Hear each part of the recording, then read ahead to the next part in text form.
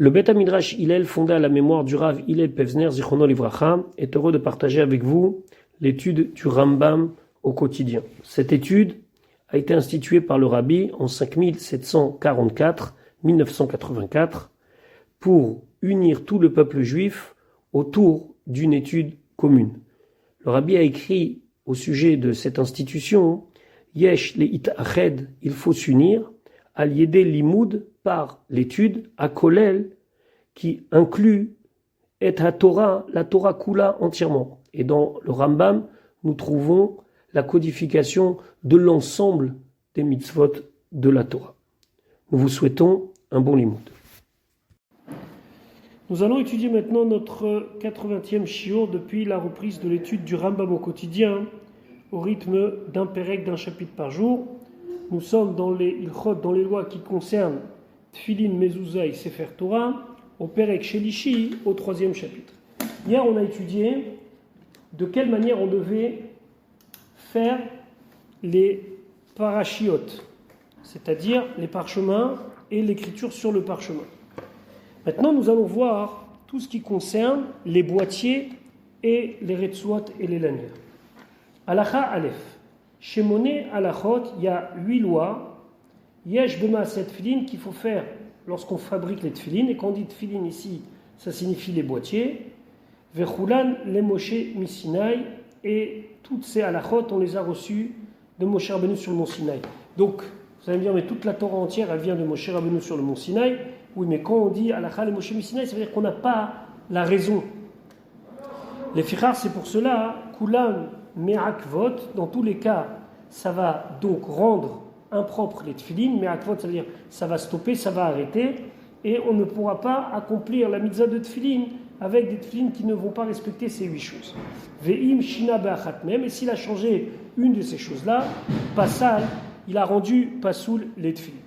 Ve'iluhem, et voici donc ces 8 choses. Sheyu merubaot, que les tfilin soient carrés. Vechen tfiratam beribois, et ainsi quand on va les coudre, ce sera sur un carré. Ve'alarsonam beribois, et il faut que aussi en diagonale on puisse retrouver un carré. Ad sheye lahem arba zaviyot shavot, jusqu'à que les 4 côtés, les 4 coins sont parfaitement égaux.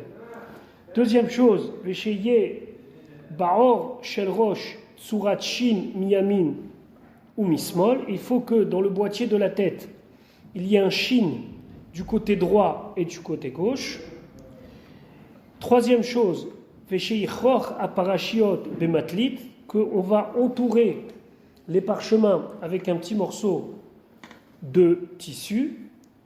Quatrièmement, vesheichoch otam besear, et après entourer ce petit morceau avec du poil d'animal cachère à la matlite, sur donc ce petit bout de tissu qui recouvre les parachutes, qui recouvre les parchemins, vers Harkar, Marknissam Bevatehem, et après on les fait rentrer dans leur compartiment. Cinquième chose, Veshiyu Tofrim Otam, il faut les coudre, ne pas laisser les boîtiers ouverts, il faut les coudre Begidim, avec des nerfs d'animaux qui sont des animaux cachers. Sixième chose, Sheosim Laem Ma'aboret Meor Achipoui, on va faire un endroit avec la peau elle-même, c'est-à-dire que le boîtier, on ne va pas rajouter ça au boîtier, mais il faut que ça soit fait d'une pièce. On va faire donc une espèce d'ouverture d'un bout à l'autre, comme une espèce d'ourlet, pour permettre à la retsua, pour permettre à la lanière de passer, chez Tikanesba retsua, jusqu'à qu'elle puisse passer, Betor Tovar, chez là, dans cet espace-là, dans cette espèce d'ourlet, c'est-à-dire qu'on va prendre la peau, et on va faire en sorte que du boîtier, on va retourner la peau, et lorsqu'on va coudre, on va laisser une partie ouverte pour passer la retsua, la lanière. Zaïn, la 7e chose, chez Yua Retsuot Shchorot, il faut que les lanières soient noires de leur côté extérieur.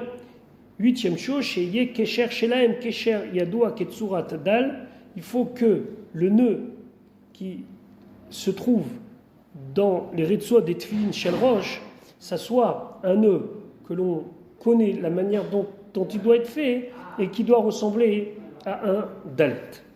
Donc on a vu les 8 choses et maintenant on va passer en détail. Alacha bet. Ketzad osim tfilin shel rosh. Comment on fabrique des tfilin shel rosh? Lokrim etz meruba orko kerorvo. On va prendre un morceau de bois carré, la longueur égale à la largeur, ve kegovro. Et si possible, que ça soit aussi dans la hauteur. Ça veut dire un cube. Alors, la hauteur, c'est moins un problème que la longueur et la largeur, mais il faudrait que ça soit parfaitement égal de tous les côtés. Veimaya govro yoter al rorfo au parot mimenu. Et si la hauteur, elle est un petit peu plus grande que la largeur ou un petit peu moins grande, en bekarklum, c'est pas grave. En makpidim ela alorko sheye kerorvo. Par contre, on fait très très attention. Uniquement on fait que la longueur et la largeur soient parfaitement égales. Vechofrimbo shlosha charitzim. Alors dans ce morceau de bois, donc dans ce cube de bois, on va faire 3 incursions. Kede sheyaase lo arba rashim. Comme ça, va ressortir de ce cube de bois 4 têtes entre guillemets. Ça veut dire 4 morceaux de bois qui sont séparés les uns les autres. Kegonze, comme celui-là, donc il faut avoir un Rambam devant les yeux pour voir. Donc c'est un bois où on a fait 3 interstices et donc on a 4 morceaux de bois qui ressortent. Ça fait un chine, c'est comme un chine carré avec 4 branches. Vélocrim or. Après on prend donc du cuir, d'une béma cachère, d'une bête cachère, ou martivimoto bemaim, on l'humidifie énormément. Ou mechapim bo et aetz, et on recouvre avec lui le bois. Ou marnissim et aor, et on fait rentrer le cuir ben kol charitz vecharitz, entre chaque interstice comme ça, et on laisse comme ça pendant longtemps. Ou mechameshim oto veuratuv mikam ou mikam, et donc on va maintenant on va faire un retour avec la peau d'un côté comme de l'autre.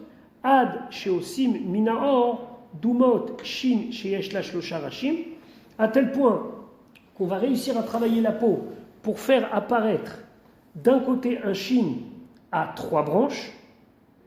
Ça, c'est miyamin hamaniar tfilin, donc du côté droit de celui qui met les tfilin. Donc dans le tfilin shel rosh, à droite, il y a un shin, ou dmut shin sheyesh la arba rashim, et de l'autre côté, un shin à 4 branches, mismol la manière qui se trouve donc à la gauche de celui qui a mis les tfilin. Donc, une des raisons qu'on amène à cela, c'est marqué dans le Sefer Dvarim, Vera'u kol ha'maaretz kishem Hashem nikra alecha veyaru mimeka, que lorsque les nations du monde ils nous voient avec les tfilin, ils ont peur de nous, et donc il faut qu'on voit des deux côtés le shin. Non, c'est à la Moshe Misinaï de ce shin de 3 branches et de shin de 4 branches. Ici, on n'est ni un shiur de halakha, ni un shiur de chassidut ou d'autres. Donc, comment ça se fait qu'il a 4? Alors, on dit que ça rappelle le bois avec lequel on a fabriqué les boîtiers, puisqu'on a dit que pour faire ces 4 compartiments, il fallait prendre un morceau de bois et faire comme ça des interstices qui ressortent qu'il y a 4 branches. Donc, il y a plein d'explications là-dessus. Il y en a qui sont accessibles et il y en a qui sont d'Afka pas accessibles et très profondes. En tout cas, s'il n'y a pas ça, c'est Merakev des tefilin, c'est un problème pour la cacheroute des tefilin. Alakha Gimel. On manichim et taor à la hetz, et donc on laisse le cuir sur donc, le bois, sur le moule, va jusqu'à que ça devienne sec. Vachakach, et après, choletz aor, meal gabé a imum shel etz, et après on enlève le cuir, donc qui a pris la forme de ce qu'on avait fait avec le bois. Et donc, dans le cuir, il y a maintenant 4 compartiments. Et Machnissim, Paracha, Bechol Bait. Et on va donc rentrer une paracha, un paragraphe, dans chacun des compartiments. Umar Zirin, Miktsat Taor, Midemata. Maintenant, par le bas, on va faire un retour encore une fois avec la peau, Vetofrim, Oto, Me'arba Pinotav, et on va coudre des 4 côtés. Et en bas, dans la peau qu'on a ramenée vers le bas, on va laisser un endroit, dans lequel on va faire rentrer la lanière, Kemotova, donc comme un espèce d'ourlet, Veu Anikra, c'est ce qu'on appelle Maboret. Ça veut dire c'est un passage.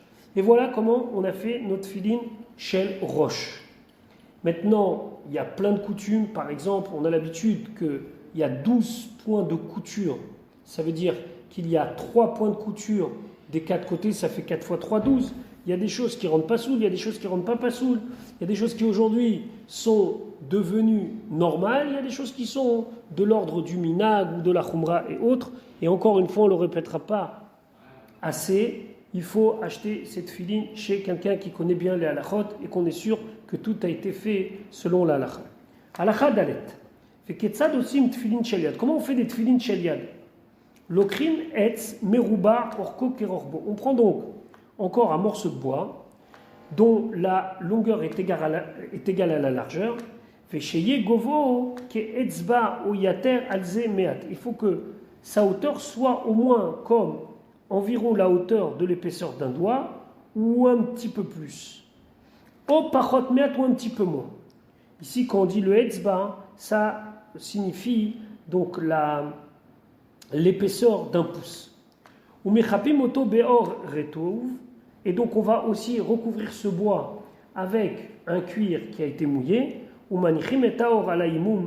on laisse le cuir sur donc cette forme jusqu'à que ça sèche. Et une fois que ça a séché, on enlève la peau. Et on fait rentrer les 4 parachiotes qui sont écrits sur le même parchemin, mais en 4 amoudim, en 4 colonnes, bimkomaitz. Là-haut, il y a 4 parchemins, ici, il n'y a qu'un seul parchemin, mais c'est le même texte. Après, on fait un retour avec la peau vers le bas, vetofro merba pinotav, et on va coudre des 4 côtés, umanichim minaor tovar, et la même chose, on va laisser vers le bas un espèce d'ourlet, un endroit vide, mais comme un retsoua pour y faire passer la retsoua, pour y faire passer la lanière. Alacha Ketsat Sidur Parashiot Bi Tfila Shel Rosh. Comment on met en ordre les parachiotes dans la tfila, ça veut dire dans le boîtier de la tête. Alors Machnis Parasha Acharona, on va faire rentrer la dernière des 4 parachiotes, celle qui est écrite dans le texte, qui est plus vers la fin de la Torah. Shei Ve'ayem Shamoa, c'est Ve'ayem Shamoa. Ve'ayem Shamoa se trouve dans le livre de Devarim, donc dans le dernier livre de la Torah, au Perek Yud Aleph, au 11e chapitre. Ça, on va le mettre, ce parchemin qui contient la paracha Ve'ayem Shamoa, Bebait, dans un compartiment, donc le premier, Shehu al Yemin Hamaniach, qui est du côté droit de celui qui met les tefillin. À côté, Veshema Smuchala, juste en numéro 2, donc on part de la droite, celui juste à côté, ça va être la paracha du Shema. La paracha du Shema, Shema et Ve'afta, on trouve dans le livre de Devarim, 5e livre de la Torah, au Perek Vav. Maintenant, on remonte. Après, en 3e position, Ve'aya ki yeviacha, Bebait Shlishi, Smucha le Shema. Donc juste à côté du Shema, on va maintenant plus vers la gauche, on met la paracha Ve'aya ki yeviacha, qui se trouve, elle, au livre de Shemot, au Perek Yud Gimel, au 13e chapitre, mais au Pasuk Yud Aleph, au 11e chapitre. Et dans le 4e compartiment, Ve Kadeshli Bevait Revi, Kadeshli dans le 4e compartiment, Sheu Lismol Amaniar Tfilin, donc on est maintenant à la gauche de celui qui met les tfilin. Pourquoi on fait dans cet ordre-là? Alors on remonte, on va à la droite de celui qui a mis les tfilin par la paracha qui est la plus proche de la fin de la Torah, à la paracha qui est la plus proche du début de la Torah. Maintenant, pourquoi on fait dans cet ordre-là?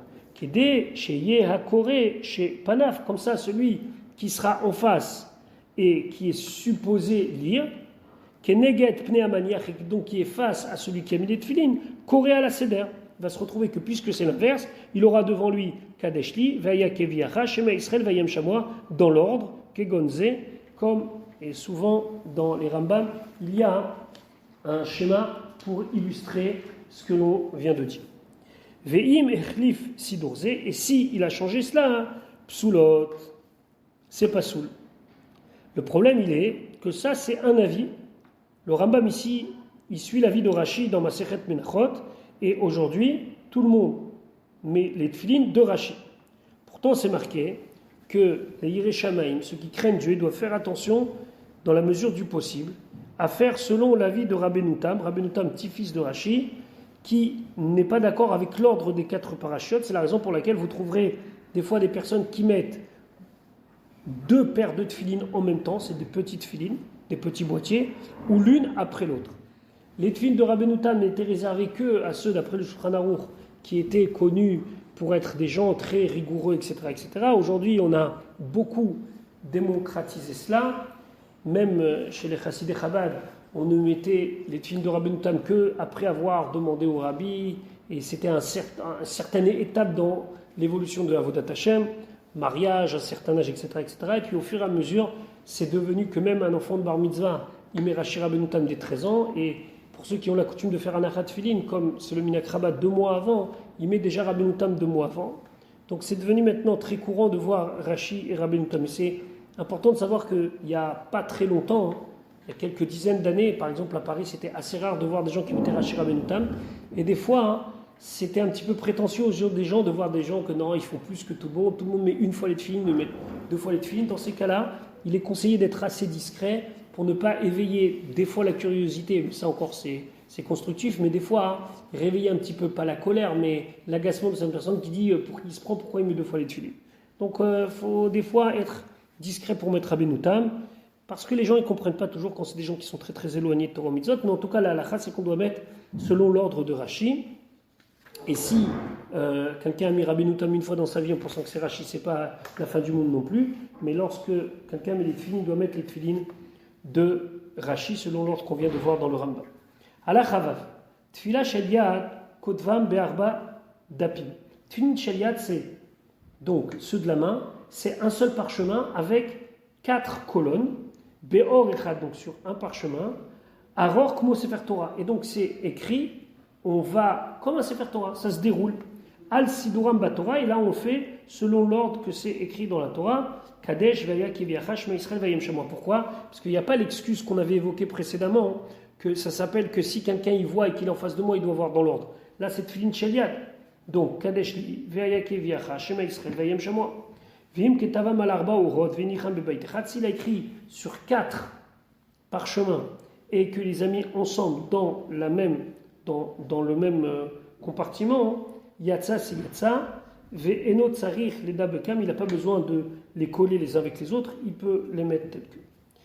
Alachazen, keshéou golel à parashiot, quand il enroule les parachiotes, ben shel roche, ben shel yad, que ce soit du roche ou du yad, golel otam misofam et trilatam. Il faut faire en sorte que ça soit enroulé de la fin du parchemin au début du parchemin, comme ça quand on ouvre et on voit le début du parchemin. Ah, chetimtsa, jusqu'à que ça va se trouver, quand tu vas ouvrir donc ce parchemin, tikra kol shita mitriata vesofa, tu vas pouvoir lire les lignes du début jusqu'à la fin.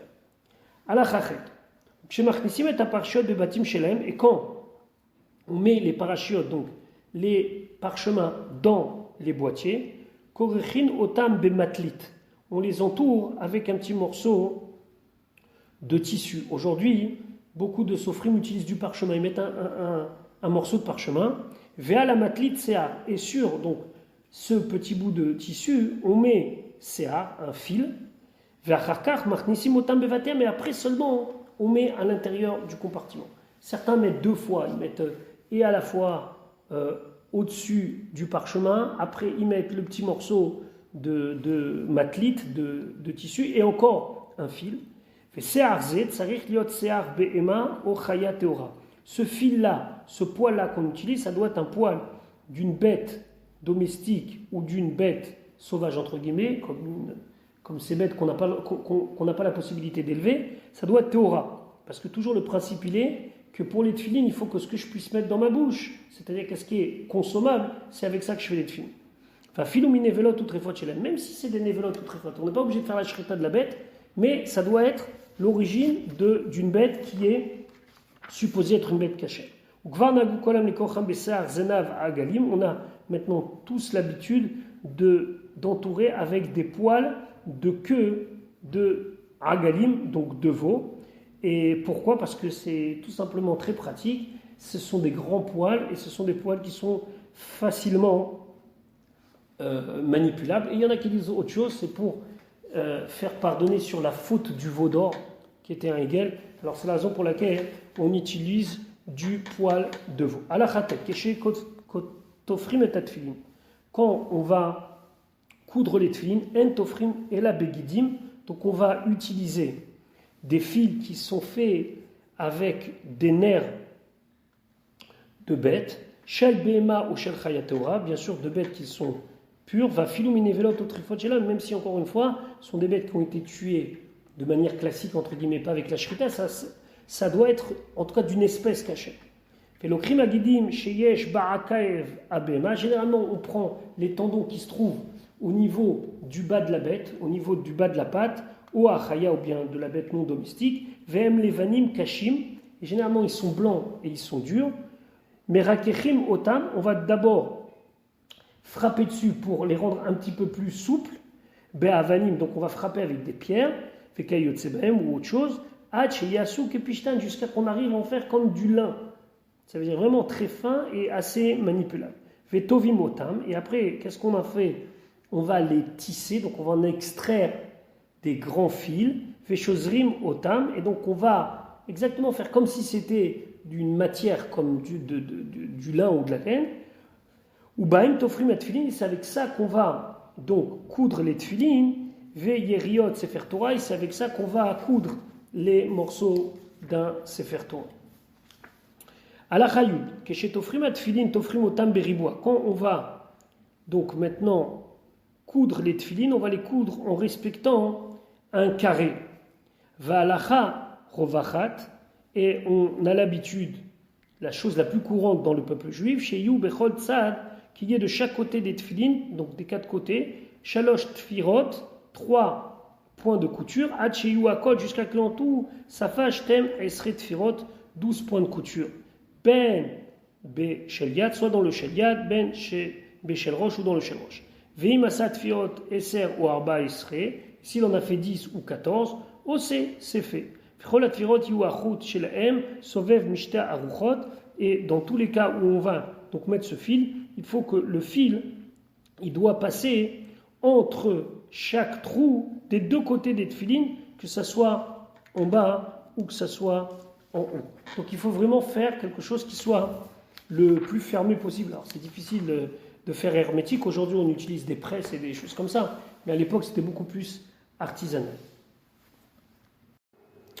Halacha Yudalef, Vetsarir sheyagi acheretz, il faut que le cheretz shel tfilin shel rosh, du tfilin de la tête, arrive jusqu'à ad mekom hatefer, jusqu'à l'endroit où il y a la couture. À l'intérieur du boîtier, donc on a pris la peau et qu'on l'a mis dans la forme, le moule qui a donné ces 4 compartiments. Il faut faire en sorte que la séparation entre les compartiments arrive jusqu'à l'endroit où on va coudre. Veimaya cheretz nikar, et si c'était visible que donc les 4 compartiments sont marqués par une séparation, kede sheyu arba rashim nirim lakol, et qu'on puisse y voir donc 4 parties bien distinctes, afal pishen et charitz magia limkom hatefer, même si le charitz, c'est-à-dire cette séparation n'arrive pas jusqu'à l'endroit où on va coudre, cherot c'est caché. Veim en chirtzan nikar. Par contre, si la séparation est tellement petite que par exemple elle se situe à l'intérieur, dans le haut du boîtier, et donc nous on ne peut pas voir, c'est psoulot, le baït, donc le boîtier n'est pas caché. Il faut passer à l'intérieur de chaque séparation, mais de l'extérieur du boîtier. Chut au mshicha, il faut faire passer ou un fil ou bien petite cordelette, les havdil, ben, baït, les baït, pour faire une séparation entre chaque compartiment. Donc là, c'est que de l'extérieur, on peut distinguer les 4 compartiments. Aujourd'hui, c'est très serré, on distingue, mais très peu. On a l'impression que c'est juste des traits, mais en vérité, c'est 4 compartiments. Mais étant donné qu'on utilise des presses, donc c'est vraiment très, très pressurisé. Donc on ne voit pas, à part le fait qu'on a l'impression qu'il y a des fils qui séparent les 4 compartiments. Mais quand on regarde d'autres tefilin plus vieux, on voit vraiment que les compartiments ils étaient un petit peu séparés les uns des autres. Ou minak pashut lehavir guide mi guide atfira bechol charitz mishloshtan, et le minak pashut, le plus répandu, la coutume la plus répandue, c'est de faire passer un des tendons qu'on a utilisé pour coudre entre chaque haritz pour que, donc il y avait 3 interstices pour bien faire la distinction des 4 compartiments. Halakha Yudbet, maintenant on va parler des lanières. Veketsad aussi maritzuot. Comment on fait les retsuot? Comment on fait les lanières? Le krim retsua shel or rechava, on prend donc une bande de cuir assez large, keorer assez ora, à peu près comme donc la longueur d'un grain, c'est-à-dire 1 cm, un petit peu plus qu'1 cm minimum. V'imaïta rechava misé à shiur, et si c'était plus large, kshera c'est kacher. Veorer haretsua shel roche, et la longueur de cette lanière du roche, kedeshet takif et ta roche, faut que la retsua, que la lanière puisse faire le tour de la tête, vekshor mimena hakesher, et après on fait le nœud que l'on met au niveau de un petit peu plus haut que le cou, vetimatar shte retsuot, et qu'on va pouvoir mettre devant les 2 lanières, mikan ou mikan, d'un côté comme de l'autre, achiagiel et la tibour, jusqu'à que ça arrive à peu près au nombril, au lemala, mimen ou meat, ou un petit peu plus en haut que le nombril. Alors il y a une différence entre la ritsua de droite, la ritsua de gauche, il y en a une qui est plus longue que l'autre. Tout ça c'est des minagim, ce sont des coutumes. Vorer ritsua sheliad, maintenant la longueur de la lanière de la main, qui est déchetakif et azroar, c'est de quoi faire le tour du biceps, vekshor mimena hakesher, faire le nœud, vetimatach ritsua achat ad etzba imtzait, et après de là, donc du nœud au niveau du biceps, mettre la ritsua jusqu'à le doigt, le majeur, et entourer autour du majeur, lui il appelle ça le doigt du milieu, et il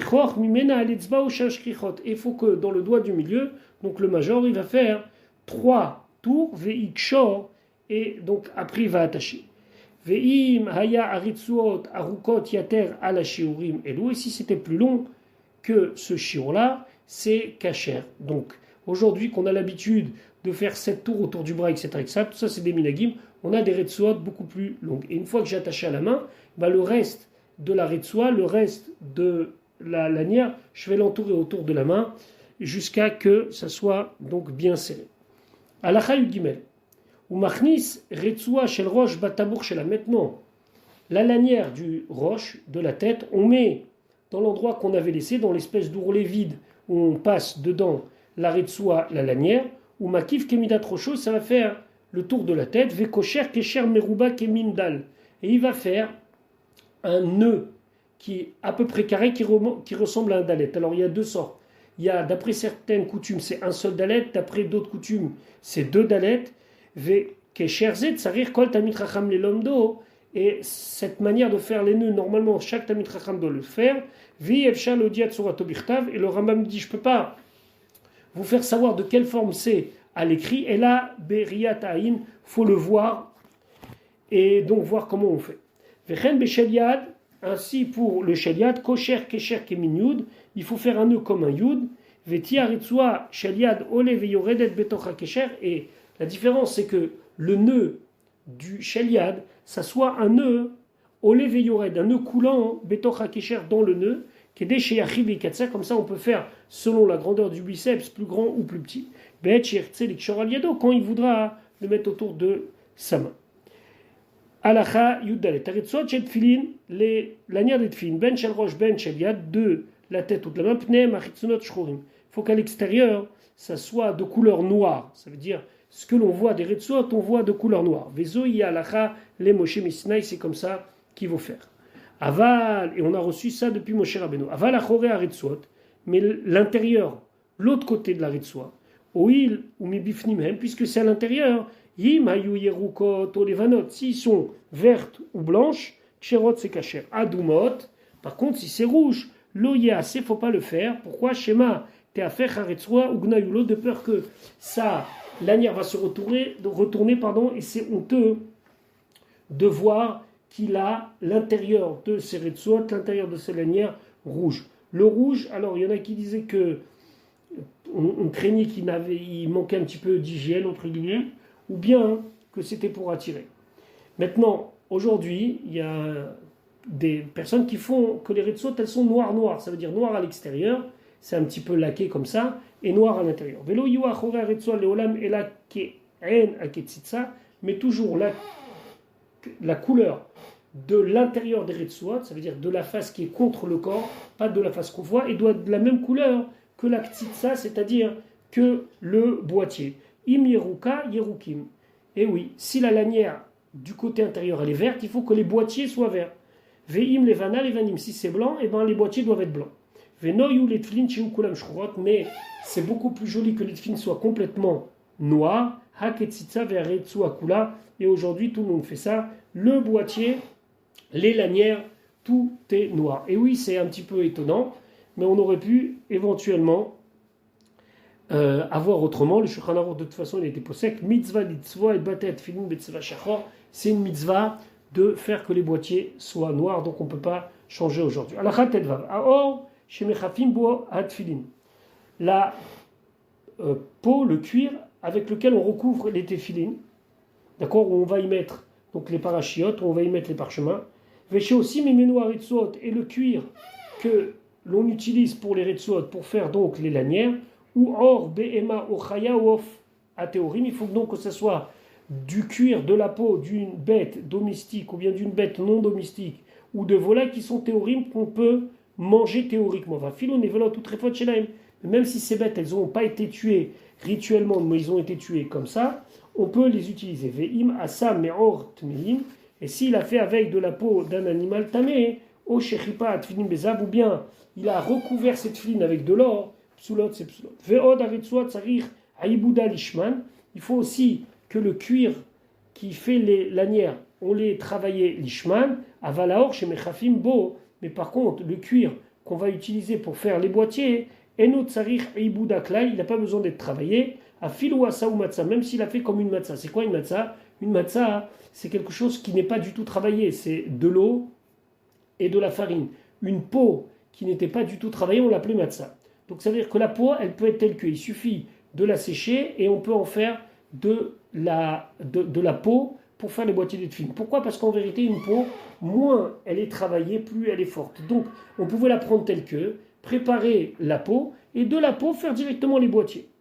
Maintenant, s'il en a fait vraiment avec d'ailleurs, on voit avant la guerre, par exemple, les tefilin, c'était très grossier, comme ça la peau n'était pas travaillée, c'était caché. Ou mais comment tarbe nagou l'arfor otam beor matzah, il y a dans beaucoup d'endroits, on a l'habitude de faire des boîtiers avec de la peau très peu travaillée, donc il n'y a pas besoin de lishma. Par contre, il y aura besoin de lishma pour la formation du boîtier.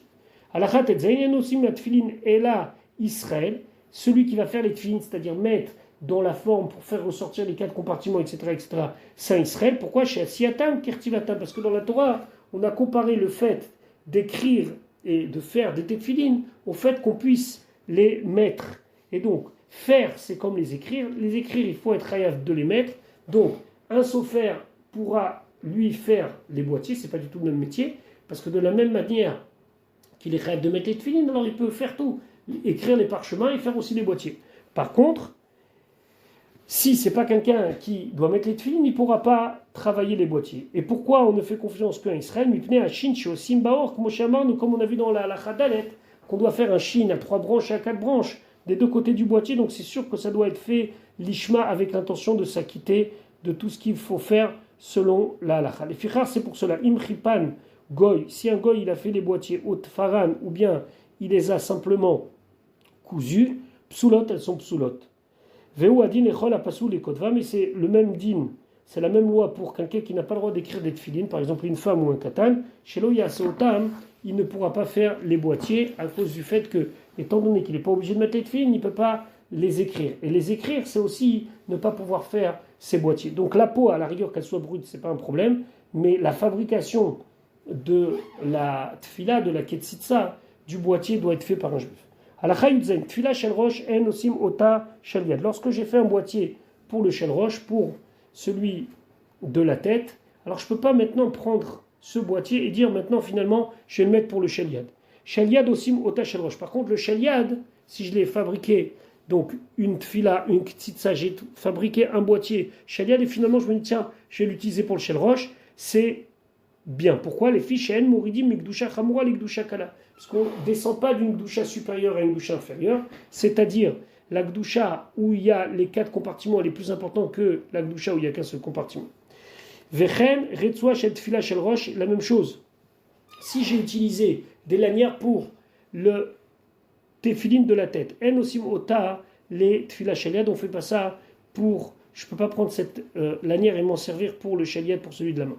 Mais Dvarim Amorim, dans quel cas on parle, B chez les Vacham, c'est quoi? Ils les ont déjà mis.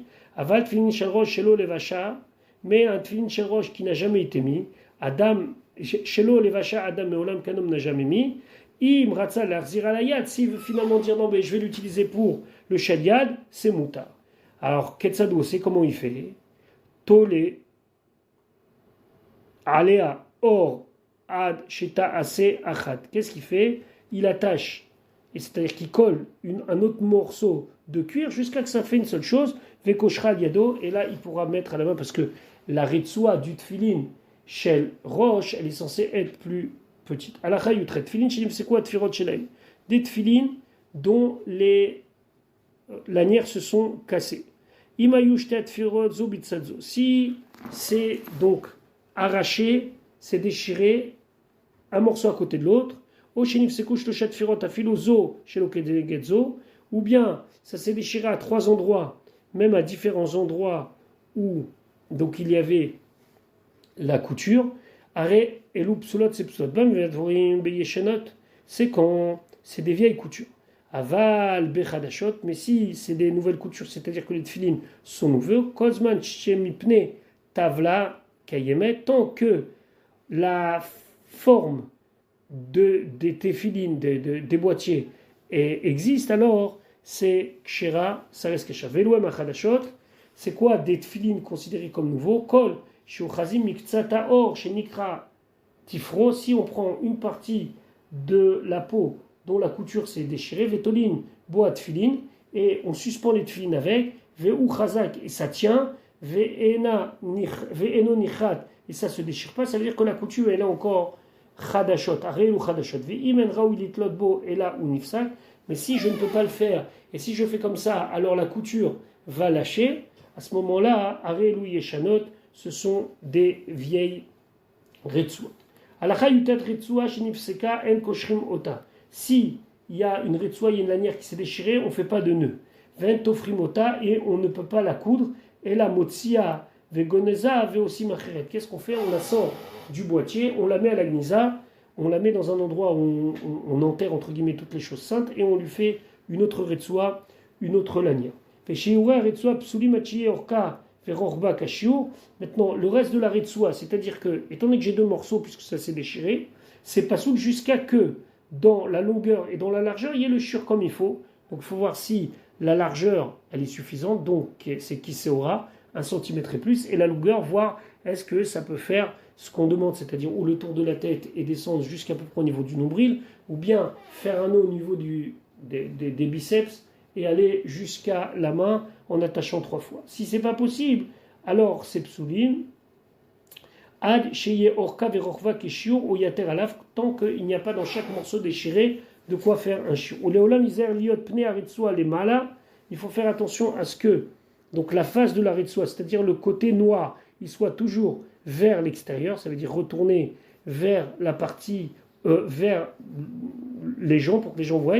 Mais attention, c'est pas sur les lanières qui descendent au niveau du ventre, mais c'est les lanières qui sont au niveau de la tête, qu'on met notre film sur la tête. Il faut faire attention que la lanière, elle est entièrement attachée à la tête, et la même chose pour le bras. Voilà pour aujourd'hui. Bezrat Hashem, on se retrouve demain pour la suite de notre limoud, et on va continuer à apprendre beaucoup de bonnes choses concernant nos chers tefilin et mezuzot.